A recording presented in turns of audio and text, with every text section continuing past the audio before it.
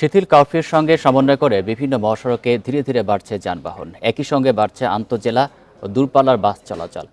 সড়কে পণ্যবাহী যানবাহনও বেড়েছে। মহাসড়কে যান চলাচল নির্বিঘ্ন করতে সতর্ক রয়েছে আইনশৃঙ্খলা বাহিনী। এখন জন্ম সনদ দিয়ে খোলো বিকাশ স্টুডেন্ট অ্যাকাউন্ট। নিজের বিকাশ নিজে কর। কয়েকদিন ধরে বন্ধ থাকার পর বুধবার ঢাকা চট্টগ্রাম মহাসড়কে বেড়েছে যানবাহনের চাপ। দূরপাল্লার বাস চলাচল শুরু হওয়ায় নগরীর দামপাড়া বাস কাউন্টারগুলোতে ভিড় ছিল যাত্রীদের। এখন বাস সার্ভিস চালু করছে, তো এখন আমি এতদিন আটকা ছিলাম, এই কারণে এখন বাসে যাচ্ছি। যাত্রী সংখ্যা কম হওয়া সত্ত্বেও ফেনী ও কুমিল্লা থেকে নির্দিষ্ট সময়ে ছেড়ে গেছে যাত্রীবাহী বাস। চলাচল নির্বিঘ্ন করতে মহাসড়কে নিরাপত্তায় রয়েছে আইনশৃঙ্খলা বাহিনী। পরিবহন সংশ্লিষ্টরা বলছেন, ধীরে ধীরে বাড়বে যানবাহনের সংখ্যা।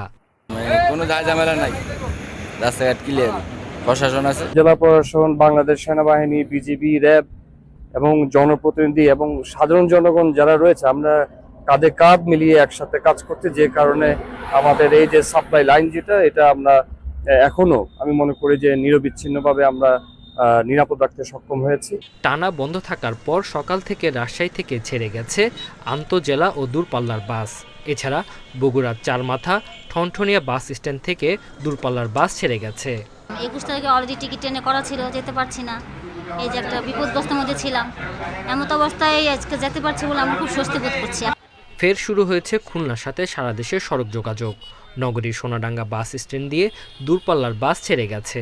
এদিকে সিলেট কেন্দ্রীয় বাস টার্মিনাল থেকেও ছেড়েছে বাস। তবে কাউন্টারগুলোতে যাত্রীর চাপ কম ছিল। যাত্রীর চাপ মোটামুটি সকাল থেকে একেবারে খারাপ না, টুকটাক আছে। আমরা গাড়ি ছাড়তেছি সীমিত আকারে, সীমিত পরিসরে, অ্যাভেলেবেল গাড়ি যাচ্ছে না। এছাড়া ঢাকা টাঙ্গাইল বঙ্গবন্ধু সেতু মহাসড়কে বৃদ্ধি পেয়েছে যানবাহন।